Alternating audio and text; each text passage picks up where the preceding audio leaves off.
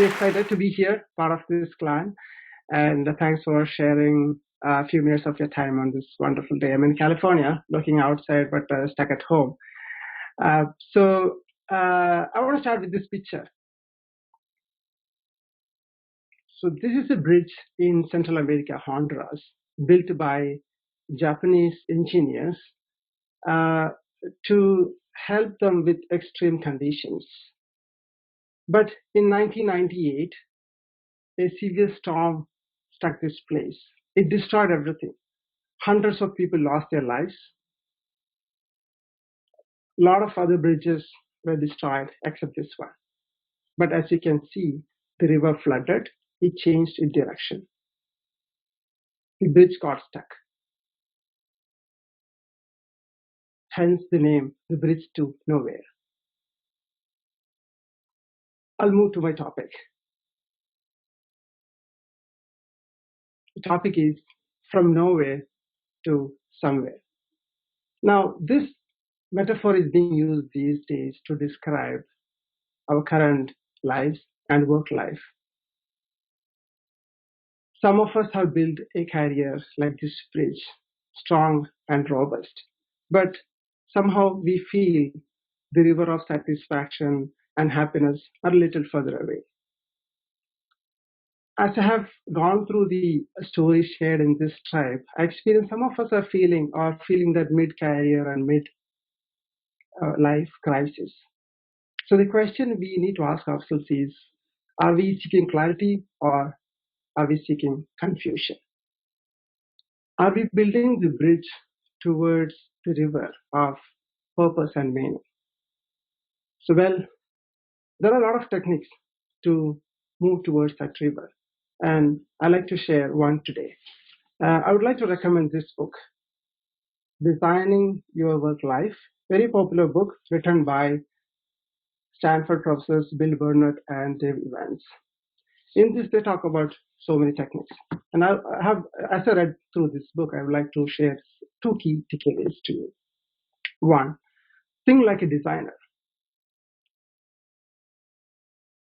The author says designers don't think too much into a problem.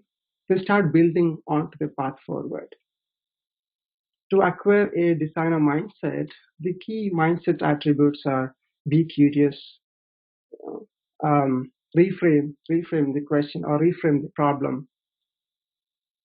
And storytelling, what you're doing today is one of the ways of doing or thinking like a designer. And the second one is don't resign, redesign. Now, author says instead of resigning from your life or your work, you have options to remodel, rebuild, relocate, and reframe and reinvent yourself into a better life.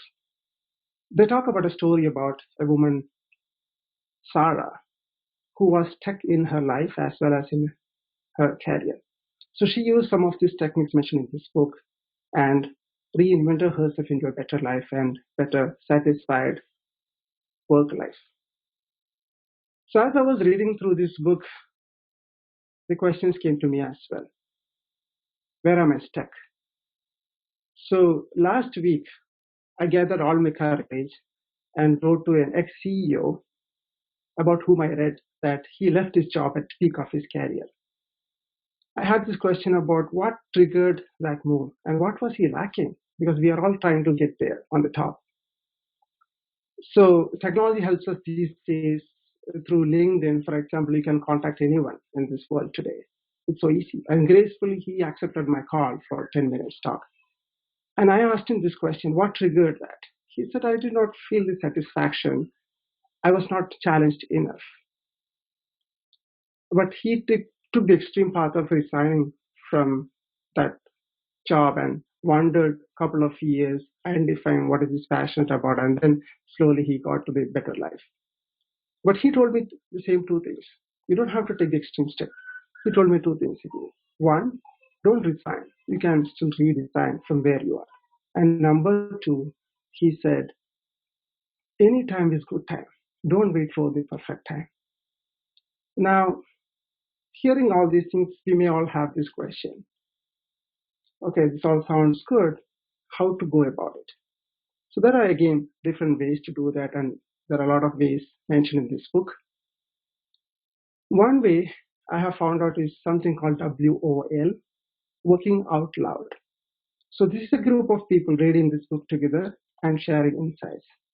Unlike a book circle where you read a book and share the ideas behind the book, here you form a group of people, read chapter by chapter, do all the exercises at the end of each chapter, because this book is all about action, not just theory.